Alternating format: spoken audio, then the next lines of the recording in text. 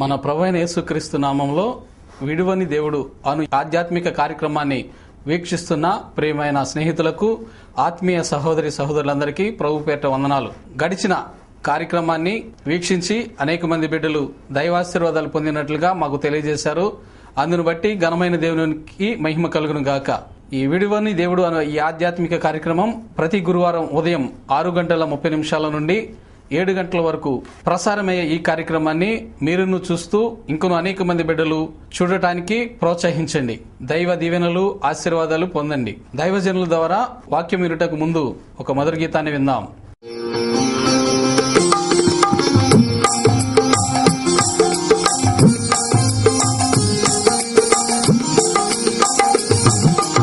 పరిశుద్ధుడు పరిశుద్ధుడు పరిశుద్ధుడు పరిశుద్ధుడు పరిశుద్ధుడు అని నిత్యము దూతలతో కొనియాడబడుతున్న నా యేసయ్యా, నిత్యము దూతలతో కొనియాడబడుతున్న నా యేసయ్యా, వందనం వందనం వందనం ప్రభు వందనం.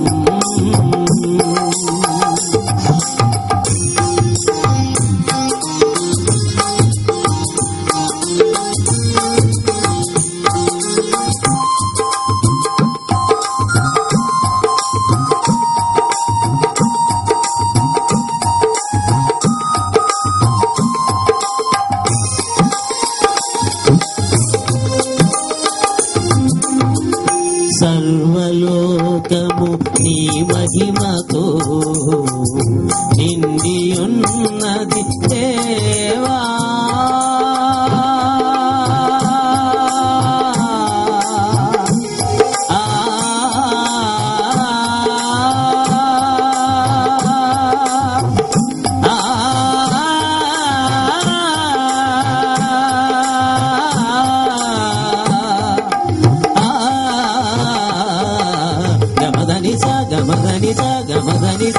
సర్వలోకము నీ మహిమతో నిండి ఉన్నది దేవా,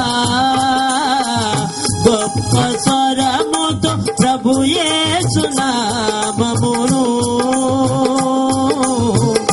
గొప్ప స్వరముతో ప్రభు యేసు నామమును గాన ప్రతిగానం చేసేద నేను, గాన ప్రతిగానం చేసేద నేను. పరిశుద్ధుడు పరిశుద్ధుడు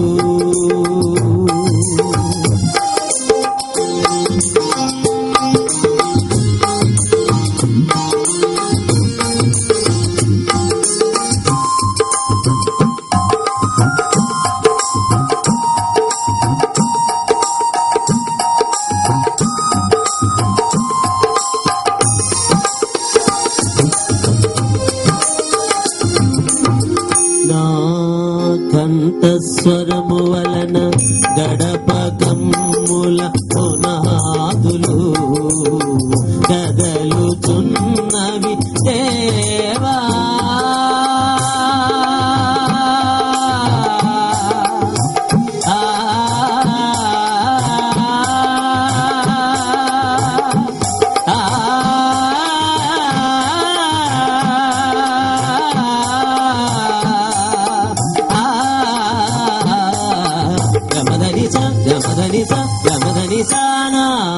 కంఠస్వరము వలన గడప కమ్ముల పునాదులు కదలుతున్నవి దేవానా, దేహమనేని ఆలయమందున, దేహమనేని ఆలయమందున స్తుతి ధూమము వేసెద నిరతము నీకు, స్తుతి ధూమము వేసెద నిరతము నీకు.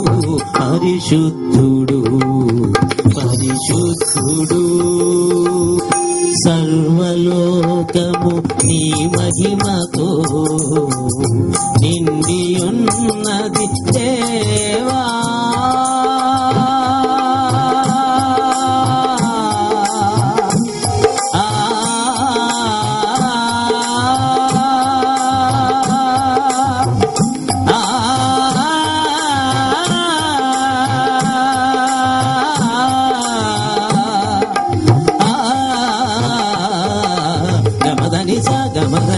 గమదనిత సర్వలోకము నీ మహిమతో నిండి ఉన్నది దేవా.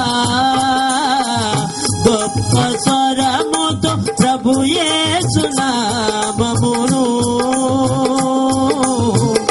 గొప్ప స్వరముతో ప్రభు యేసు నామమును గాన ప్రతిగానం చేసేదనేను, గాన ప్రతిగానం చేసేదనేను.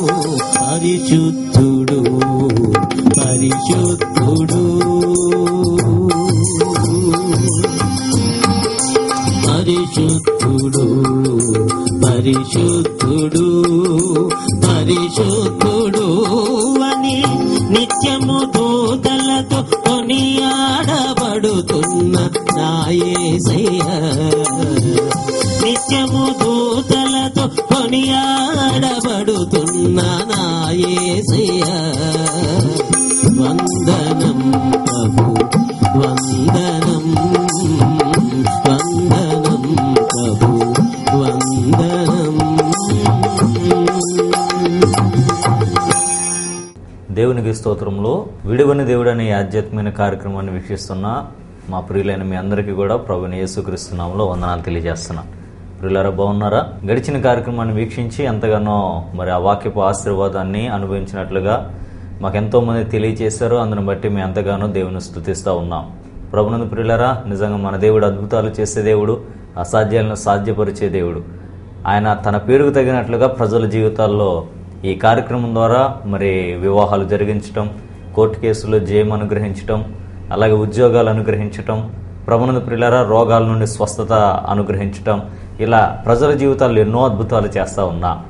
వాళ్ళు తెలియజేస్తున్న స్పందన బట్టి మేము అంతగానో ప్రభువుని స్తుతిస్తూ ఉన్నాం. ప్రియులారా, ఈ కార్యక్రమం ఇంకా అనేక మంది జీవితాలకు ఆశీర్వాదకరంగా సాగాలి అని అంటే మరి ఎంతో భారముతో ఖర్చుతో కూడుకున్నది కనుక దేవుడు మిమ్మల్ని ప్రేరేపించిన కొలది ఈ కార్యక్రమానికి మరి ఆర్థికంగా సహకారం అందించాలని ప్రభు పేట మీకు తెలియజేస్తున్నాను. అలాగే ప్రభునందు ప్రియులారా, ఈరోజు ఈ వారములో మరి బర్త్డే కానీ లేదా మ్యారేజ్ ఇలా రకరకాల ఫంక్షన్స్ అకేషన్స్ జరుపుకోబోతున్న మీ అందరికీ కూడా ప్రభుని యేసుక్రీస్తు నామములో శుభాలు తెలియజేస్తున్నా. దేవుడు మిమ్మల్ని దీవించునుగాక. ఈ దినము కూడా ప్రార్థనా పూర్వకంగా దేవుని యొక్క వాక్యాన్ని ధ్యానం చేద్దాం. ప్రభునందు ప్రియులారా, ఈరోజు దేవుడు మనతో మాట్లాడుచున్న వాక్య భాగపు అంశం ఏమిటి అంటే పరిపూర్ణమైన జీవితం, a perfect life or a complete life. ప్రభునందు ప్రియులారా, దానికి సాదృశ్యంగా యోబు గ్రంథం 29వ అధ్యాయం 1 నుండి 4 వచనాల ద్వారా దేవుడు మాట్లాడాలని ఆశపడుతున్నాడు. ఈ రోజున ప్రపంచంలో ఉన్న ప్రతి మనిషి కూడా ఒక పరిపూర్ణమైన జీవితం కలిగి జీవించాలని ఆశపడుతున్నాడు. ఒక పర్ఫెక్ట్ లైఫ్ అంటే లోపం లేని వ్యక్తిగా, ప్రభునందు ప్రియులారా కొదువులు లేని వ్యక్తిగా ఇలాగ పరిపూర్ణవంతమైన జీవితాన్ని కలిగి జీవించాలని మనిషి తపన పడుతున్నాడు. దానికోసం రకరకాల ప్రయత్నాలు కూడా చేస్తూ ఉన్నాడు. కానీ ఎన్ని ప్రయత్నాలు చేసినా, ఎంత పరితపించినా మనిషి తన జీవితంలో కోరుకుంటున్న ఆ పరిపూర్ణమైన జీవితాన్ని అనుభవించగలుగుతున్నాడా, సాధించగలుగుతున్నాడా అని ఆలోచన చేస్తే దాన్ని పొందుకోలేని స్థితిలోనే ఉన్నాడు. కారణం ఏమిటి అని ఆలోచన చేస్తే నేడు మనిషికి అసలు పరిపూర్ణమైన జీవితం అంటే అర్థము తెలియటల్లా. అంత మాత్రమే కాకుండా అది ఎలా సాధించాలి, ఎలా పొందుకోగలనన్న ఆ మార్గాన్ని కూడా గ్రహించలేక వ్యర్థ ప్రయత్నాలు చేసి నిరాశ నిస్పృహల్లోనికి వెళ్ళిపోతున్నా. అయితే ఈ కార్యక్రమం ద్వారా నా యేసయ్య అసలు పరిపూర్ణమైన జీవితం అంటే అర్థాన్ని తెలియజేయబోతున్నాడు. అది ఎలా పొందుకోగలుగుతామో ఈ కార్యక్రమం ద్వారా వాక్యంలోని దేవుడు మనకు నేర్పించాలని ఆశపడుతున్నాడు. ఈ రోజున మనిషి దృష్టిలో పరిపూర్ణమైన జీవితం అంటే అర్థమో, ఒక రోజున ఒక మీడియా ఛానల్ వాళ్ళు పరిపూర్ణమైన జీవితం అంటే ఏమిటో చాలా మందిని ఇంటర్వ్యూ చేయటం మొదలుపెట్టా. నేను ఆ కార్యక్రమాన్ని చూస్తూ ఉంటుండగా వాళ్ళు ఏమన్నా సమాధానం చెబుతారని ఆసక్తిగా చూస్తూ ఉంటే నాకు చాలా ఆశ్చర్యం వేసింది. ఒకడు అంటున్నాడు పరిపూర్ణమైన జీవితం అంటే అర్థము 100 సంవత్సరాలు అంటే నిండా 100 ఏళ్ళు ఆయుష్ కలిగి బ్రతకటమే పరిపూర్ణమైన జీవితం అంటున్నా. మరొకడు అంటున్నాడు మంచి చదువు చదవటమే ప్రభునందు ప్రియులారా పరిపూర్ణమైన జీవితం అంటున్నా. ఇంకొకడు అంటున్నాడు మంచి జాబ్ చేయటమే పరిపూర్ణమైన జీవితం అంటున్నా. ఇంకొకడు అంటున్నాడు ఆరోగ్యం, ఏ రోగాలు లేకుండా ఆరోగ్యవంతంగా బ్రతకటమే పరిపూర్ణమైన జీవితం. మరొకళ్ళు అంటా ఉన్నారు పాపం పెళ్లి అవ్వలేదేమో, పెళ్లి చేసుకుంటామే పరిపూర్ణమైన జీవితం అంటున్నా. ఇలా ప్రభునందు ప్రియులారా పుట్టింది మొదలుకొని చనిపోయే వరకు ఏ విధమైన చీకు చింత లేకుండా బ్రతకటమే పరిపూర్ణమైన జీవితం అని మనిషి తనకు తోచిన రీతిలో సమాధానాలు చెప్తా ఉందా. నిజంగా ఈ సమాధానాలు వింటూ ఉంటుంటే మనకు నవ్వు వస్తూ ఉన్నది. అంత మాత్రమే కాదు, ఒక ఆలోచన కూడా వస్తుంది. ఆలోచన ఏమిటి అని అంటే నిజంగా మనిషి పరిపూర్ణమైన జీవితం అనుభవించాలని ప్రయత్నం కూడా చేస్తున్నాడన్న ఆలోచన మనకు వస్తున్నది. అయితే ప్రభునందు ప్రియులారా మరి ఈ రోజున పరిపూర్ణమైన జీవితం అంటే అర్థం ఏమిటి, దాన్ని ఎలా మనం సొంతం చేసుకోగలుగుతాం అని ఆలోచన చేస్తే పరిశుద్ధమైన బైబిల్లో దేవుడైన యెహోవా యోబు తన గ్రంథము ద్వారా రాయించిన 29వ అధ్యాయంలో నుండి మనకు ఆ అర్థాన్ని అది ఎలా సాధించగలుగుతామో ఆ ప్రముఖమైన విషయాన్ని దేవుడు మనకు రాయించి ఉంచాడు. గమనించండి, పరిపూర్ణమైన జీవితం అంటే అర్థాన్ని యోబు గ్రంథం 29వ అధ్యాయము మొదటి 2 వచనాల ప్రకారంగా యోబు అంటున్నాడు. నిజమైన పరిపూర్ణమైన జీవితం అంటే అర్థము పూర్వకాలములో నేనున్నట్లు నేను ఉన్న ఎడల ఎంత మేలు, దేవుడు నన్ను కాపాడుచున్న దినములలో ఉన్నట్లుగా నేను ఉండిన ఎడల ఎంత మేలు అని అంటున్నా. అంటే ఈ వాక్య భాగ సారాంశ ప్రకారంగా పరిపూర్ణమైన జీవితం అంటే మొదటి అర్థము దేవుని చేత కాపాడబడే జీవితమే పరిపూర్ణమైన జీవితం. Praise the Lord. ఈ రోజున దేవుని చేత కాపాడబడకుండా నా జీవితంలో 100 సంవత్సరాల ఆయుష్ కలిగి బ్రతికిన, ఆస్తిపాస్తులున్నా, మంచి ఉద్యోగం ఉన్నా, తెలివితేటలున్నా, ఆరోగ్యం ఉన్నా ప్రభునందు ప్రియులారా అదంతా వ్యర్థమే. ఏ వ్యక్తి అయితే నిజంగా దేవుని చేత కాపాడబడే అనుభవం ఉంటాడో నిజంగా ఆ వ్యక్తి పరిపూర్ణమైన జీవితం అనుభవిస్తున్నట్లే. ఉదాహరణ చూడండి ప్రియులారా, యాకోబు యొక్క జీవితాన్ని ఆలోచన చేస్తే ప్రభునందు ప్రియులారా యాకోబు మామూలు వ్యక్తి కాదు. అతడు గొప్ప ఆస్తిపరుడు, మంచి ధనం కలిగిన వాడు, లేక అష్టైశ్వర్యాలు అంటారే అలాగా గొప్పగా దీవించబడిన వ్యక్తి. కానీ ఇటువంటి యాకోబు ఒకానొక సమయంలో యెబోకు రేవు దగ్గర ఇలా ప్రార్థన చేస్తున్నాడు. ఏమన్నా తెలుసా? గమనించండి ప్రియులారా, ఆదికాండము 32వ అధ్యాయము 11వ వచనంలో యెబోకు రేవు దగ్గర ఉండి దేవునికి ఇలా ప్రార్థన చేస్తున్నాడు. ఏమనంటే దేవా నన్ను ఆశీర్వదించు. అంటే దాని సారాంశము నేను ఆపదలోనికి వెళ్ళబోతా ఉన్నా, నా ప్రాణాలు తీయటానికి నా అన్న పొంచి ఉన్నాడు, శత్రువుగా నా అన్న దాగుకొని ఉన్నాడు. ఇప్పుడు నేను ఎదురు పడ్డాను అని అంటే నా అన్న నా ప్రాణాలు తీసేస్తా. కాబట్టి ఇప్పుడు నువ్వు నా ప్రాణాలు కాపాడయ్యా, నన్ను కాపాడే నాదుడు నీవే. గమనించని ప్రియులారా, ఆస్తివంతుడే కానీ అతని ఆస్తి అతన్ని కాపాడలేని స్థితిలో ఉన్నది.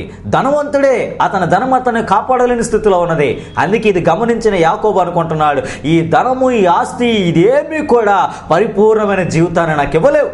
మరి ఎలా నేను దాన్ని పొందుకోగలుగుతాను అని అంటే దేవుని చేత కాపాడబడటమే అది పరిపూర్ణమైన జీవితం అని గ్రహించి యెబోకు రేవు దగ్గర యాకోబు ప్రార్థన చేస్తున్నాడు. నిజమే ప్రభునందు ప్రియులారా, ఈ రోజున మన జీవితాల్లో ఎంత ఆయుష్ ఉన్నా, ఎంత ధనం ఉన్నా, ఎంత చదువు ఉద్యోగాలు ఉన్నా దేవుని చేత కాపాడకపోతే ఆ జీవితము వ్యర్థ జీవితమే తప్ప పరిపూర్ణమైన జీవితం కాదు. మరి ఆ ప్రకారం ఆలోచన చేస్తే దేవుడు మనల్ని కాపాడుతాడా, దేవుడు మనల్ని నిజంగా సంరక్షిస్తాడా అని ఆలోచన చేస్తే ఈ రోజున నువ్వు ఆరాధిస్తున్న దేవుళ్ళు దేవతలు అనబడిన వారు కాపాడతారో లేదో నాకు తెలియదు. కానీ నేను ప్రకటిస్తున్న యేసు యొక్క శక్తి ఏంటో తెలుసా? నువ్వు నమ్మగలిగితే, నీ లోపాలు సరి చేసుకొని ఆయనకి నీ జీవితాన్ని సమర్పించగలిగితే, నీ జీవితాన్ని ఎదురవుతున్న శ్రమలు, కష్టాలు, శోధనలు, కన్నీరు ఇలాంటి రకరకాల కష్ట పరిస్థితుల నుండి ఆయన నిన్ను కాపాడడానికి సమర్థుడు. ప్రియులారా, ఆయన కాపుదల ఎలా ఉంటుందో తెలుసా? అనుభవించిన భక్తిపరుడైన దావీదు ఇలా అంటున్నాడు. 121వ కీర్తన 3 నుండి 8 చరణాల్లో దావీదు కీర్తనకారుడు ఇలా అంటున్నారు. ఏమన్నా తెలుసా? నిన్ను కాపాడువాడను నేనే, ఇశ్రాయేలును కాపాడువాడు కుడుకొడు నిద్రపోడు, యెహోవానగు నేనే నిన్ను కాపాడతా. పగలు ఎండ దెబ్బ నీకు తగలకుండా కాపాడుతా, రాత్రి వెన్నెల దెబ్బ నీకు తగలకుండా కాపాడుతా. Praise the lord. నిజంగా నా దేవుని యొక్క శక్తి చూడని ప్రియులారా, ఆయన కాపాడే దేవుడు. ఎవరైతే దేవుని చేత కాపాడబడే అనుభవం ఉంటారో వారే పరిపూర్ణమైన జీవితం కలిగిన వారు. ఇంకా నా దేవుడు మనల్ని ఎలా కాపాడుతాడంటానికి రుజువుగా అనుభవించిన మోషే